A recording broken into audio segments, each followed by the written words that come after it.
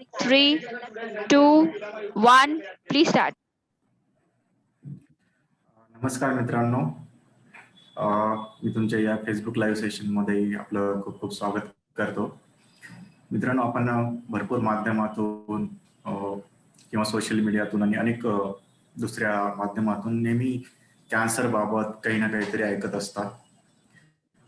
याचप्रमाणे आज आपल्यासोबत आहेत डॉक्टर निलेश वसेकर सर, जे की एक हेमॅटॉलॉजिस्ट म्हणजेच रक्ताच्या विकारांचे तज्ज्ञ आहेत. आणि मुख्यतः मार्च हा महिना मल्टिपल मायलोमा अवेअरनेस किंवा मल्टिपल मायलोमा जागृती महिना म्हणून साजरा केला जातो. सर, याच विषयावरती बोलण्यासाठी आणि आपल्याला चर्चेत सहभागी होण्यासाठी आणि अधिक मार्गदर्शन करण्यासाठी या विषयावरती हा मल्टिपल मायलोमा हा कसा एक रक्ताचा कॅन्सर आहे या विषयाबद्दल जास्त आपल्याला समजवण्यासाठी आपल्यासोबत डॉक्टर निलेश वसेकर आलेले आहेत. सर हिमॅटॉलॉजिस्ट म्हणून नाशिकमध्ये सध्या प्रॅक्टिस करतात. सर, आपलं खूप खूप स्वागत आणि धन्यवाद आमचं इन्व्हिटेशन स्वीकारण्याबद्दल. थँक्यू. सर, चर्चेला सुरुवात करण्यापूर्वी आपण थोडं रक्ताच्या विकारांबद्दल किंवा रक्तांच्या जे कॅन्सर म्हणतो आपण त्याच्याबद्दल थोडं सांगाल का? ओके. नमस्कार मित्रांनो, मी डॉक्टर निलेश वासेकर, कन्सल्टंट हिमॅटॉलॉजिस्ट नाशिक इथे कार्यरत आहे सध्या. रक्ताच्या विकारांबद्दल सांगायला गेलं तर त्याला आपण दोन प्रकारामध्ये डिवाइड करू शकतो बेसिकली. एक तर रक्ताचे जे साधे आजार आणि जे कॅन्सर चे आजार असतात अशा प्रकारे आपण त्याला डिवाइड करू शकतो रक्ताच्या आजारांना. तर साधे आजारामध्ये हिमोग्लोबिन कमी होणे, प्लेटलेट कमी होणे किंवा डीव्हीटी होणे आणि कधी कधी WBC काउंट पण कमी होणे, या सगळे आजार आपण बेनाईन हिमॅटॉलॉजिकल डिसऑर्डर्स किंवा जे मॅलिग्नंट नाही आहेत असे आजार म्हणून आपण त्यांना पकडू शकतो. जसं सिकल सेल ॲनिमिया झाला, थॅलेसिमिया झाला, असे आजार आपण पकडतो.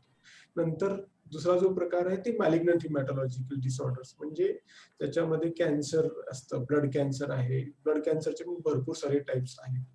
त्याच्यामध्ये मग जर ब्लड मध्येच असेल तर ब्लड कॅन्सर आपण म्हणतो, लिम्फ नोड मध्ये असेल तर त्याला आपण लिम्फोमा म्हणतो, किंवा बोन मध्ये जेव्हा येतो, बोन मधून जेव्हा उद्भवतो तेव्हा त्याला आपण मल्टिपल मायलोमा असं म्हणतो. तर अशा प्रकारचे वेगवेगळ्या प्रकारचे कॅन्सर्स असतात ज्याला आपण ट्रीट करू शकतो. आणि हिमॅटॉलॉजिकल डिसऑर्डर्सचा बघायला गेलं तर रिस्पॉन्स रेट जो आहे तो भरपूर चांगला असतो. म्हणजे हिमॅटॉलॉजिकल मॅलिग्नन्सीज म्हणा किंवा हिमॅटॉलॉजिकल दुसरे डिसऑर्डर्स म्हणा, त्यात रिस्पॉन्स खूप छान असतो. आणि त्याच्यामुळे मग पेशंटला ट्रीटमेंट केल्यानंतर आपण क्युअर आणि ट्रीटमेंट दिल्यानंतर पूर्णपणे बरे होण्याची शक्यता भरपूर जास्त असते. लाईक तर पिडियाट्रिक ALLचं जर एक्झाम्पल घेतो म्हटलं तर त्याच्यामध्ये आपल्याला 90 to 95% सर्वायवल आहे.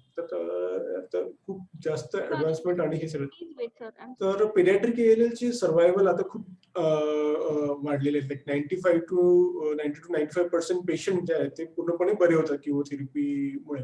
त्याच्यामुळे मग अशा आजारांना ट्रीट करायला जरी फायनान्सेसचा इश्यू जरी असला तरी पण आता योजना वगैरे असल्यामुळे आपण त्या पेशंट्सना स्टँडर्ड ऑफ केअर जी आहे, जी पूर्ण जगामध्ये कुठेही तो पेशंट गेला तर त्याला ती केअर भेटायला पाहिजे असं मला वाटतं. आणि coming back to multiple myeloma, आता हा मार्च महिना मल्टिपल मायलोमा मंथ आपण अवेअरनेस मंथ म्हणून सेलिब्रेट करतो. तर त्याच्यामध्ये मल्टिपल मायलोमा हा जो आजार आहे तो जनरली ओल्ड एजशी रिलेटेड आजार आहे. आणि पुढील डिस्कशन मध्ये आपल्याला या आजाराशी संबंधित काय ट्रीटमेंट्स आहेत आणि काय काय त्रास होऊ शकतो ह्या सगळ्या गोष्टी आपण डिस्कस करणार आहोत. या नक्कीच सर. सर, मल्टिपल मायलोमा बद्दल अजून बोलण्यात हे विचारायचं होतं की कुठल्या एज ग्रुपमध्ये हा कॉमन आहे आणि कुठले लक्षणं असतात कॉमनली पेशंट्समध्ये?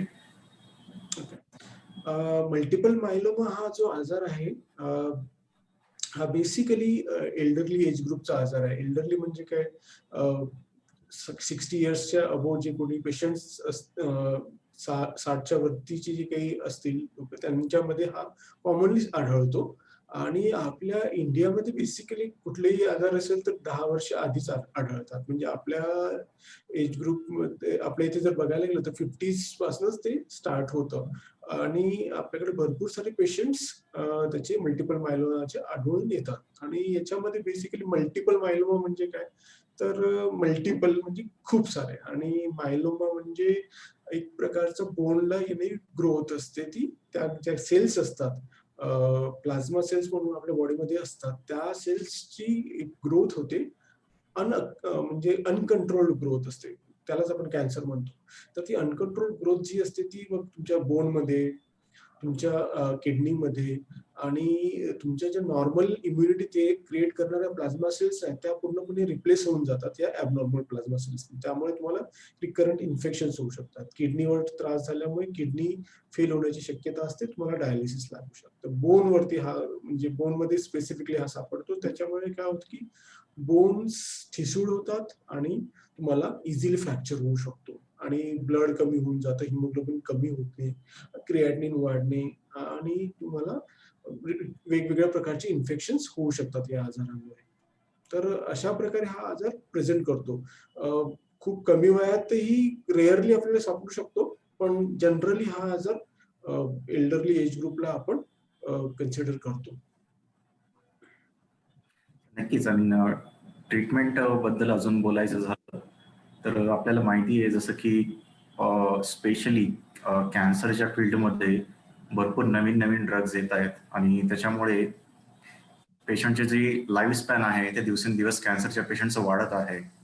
तुम्ही मल्टिपल मायलोमाच्या अगर ट्रीटमेंटबद्दल बोलायचं राहिलं तर आत्ताचा जो पिरियड आहे आणि 10 वर्षाचा मागचा जो पिरियड आहे यामध्ये जी प्रगती झाली आहे, मुख्यतः नवीन नवीन जे औषधं येत आहेत त्याबद्दल तुम्हाला कसं वाटतं? किती फरक पडलेला आहे?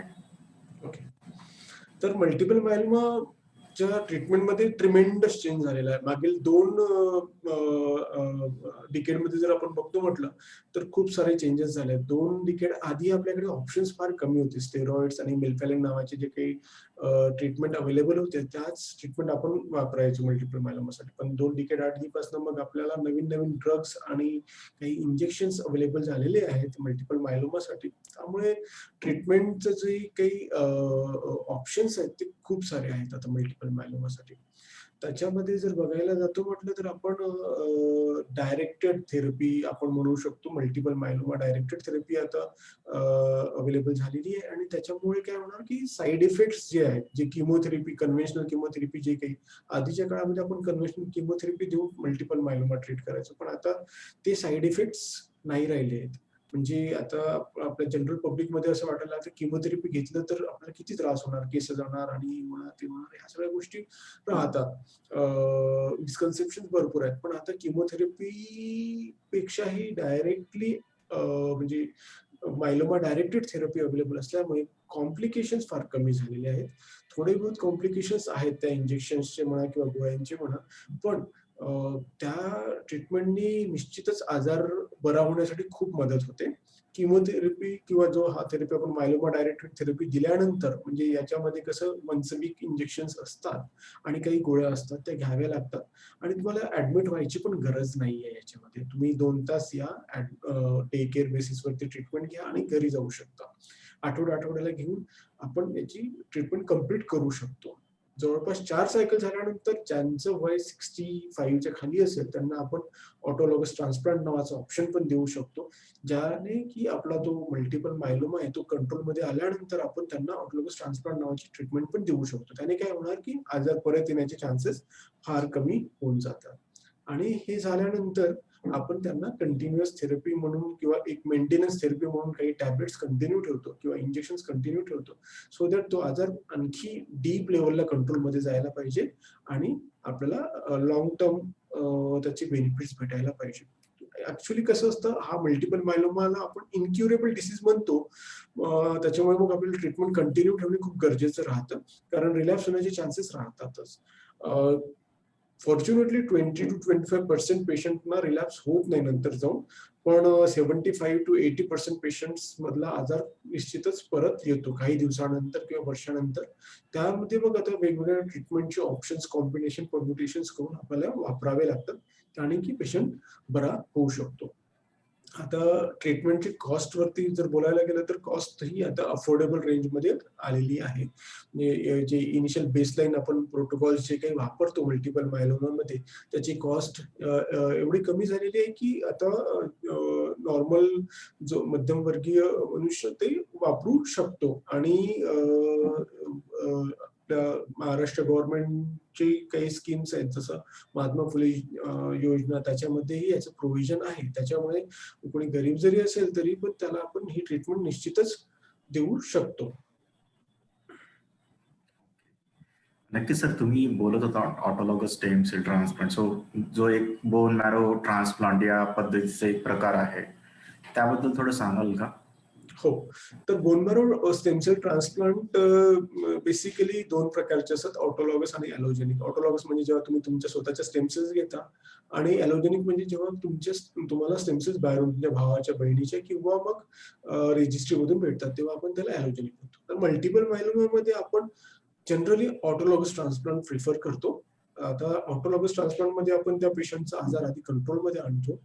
4 ते 6 सायकल्स दिल्यानंतर प्रोटोकॉलच्या 4 ते 6 सायकल्स झाल्यानंतर आपण त्यांना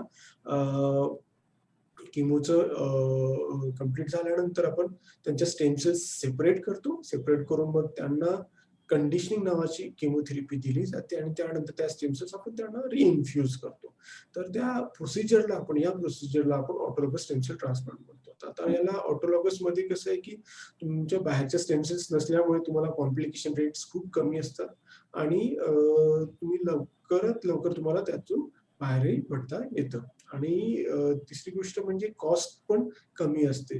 जवळपास 4 ते 5 लाखापर्यंत या ट्रीटमेंट होऊ शकतात. आता यासाठी पण काही गव्हर्नमेंटच्या काही ट्रस्ट आणि प्राईम मिनिस्टर फंड मधून आपल्याला हेल्प होते आणि त्याद्वारे आपण पेशंट्सला निश्चितच याचं ऑप्शन देऊ शकतो.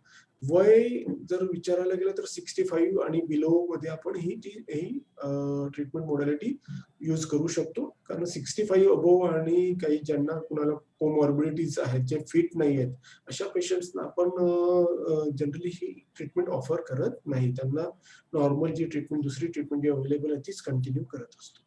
त्याच्यामुळे मग ज्यांना कुणाला मल्टिपल मायलोमा असेल त्यांनी इनिशियल ट्रीटमेंट घेतल्यानंतर बोन मॅरो ट्रान्सप्लांट करणे गरजेचं आहे. आता काही पेशंट्सकडे फंड्सचा इश्यू असतो, काही नाही करू शकत. अशा पेशंट्सना आपण ट्रीटमेंट कंटिन्युएशन निश्चितच करू शकतो. पण 1 ते 2 वर्ष तुम्हाला ट्रान्सप्लांट केल्यानंतर जो काही पिरियड आहे आजार परत येण्याचा तो मिळतो.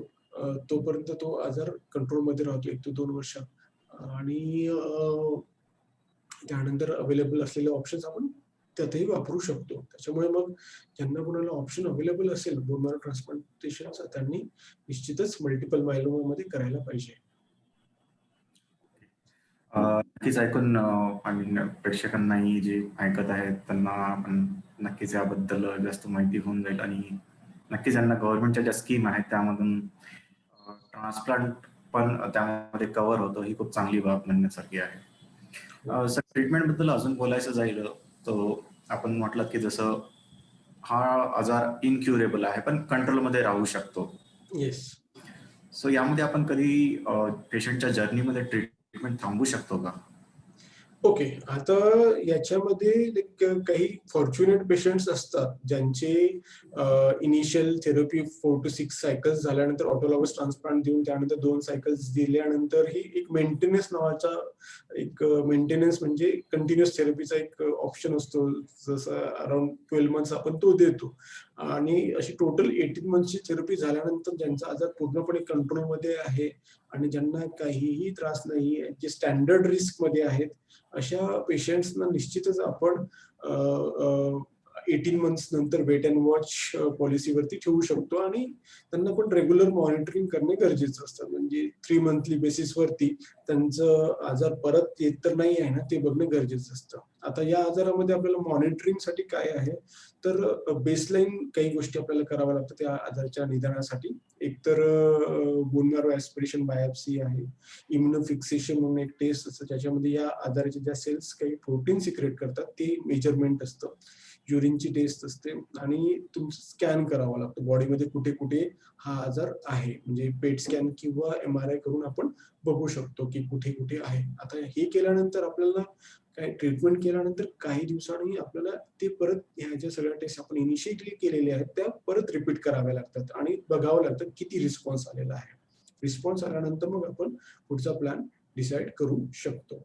तर जसं मी सांगितलं तुम्हाला काही पेशंट आहेत त्यांना निश्चितच आपण ऑप्शन देऊ शकतो ट्रीटमेंट स्टॉप करण्याचा, ज्यांचा आजार पूर्णपणे कंट्रोलमध्ये आहे आणि जी स्टँडर्ड रिस्कमध्ये आणि ज्यांनी थेरपी ऍटलिस्ट 18 मंथची थेरपी कंप्लीट केलेली आहे त्यांना आपण निश्चितच हा ऑप्शन देऊ शकतो.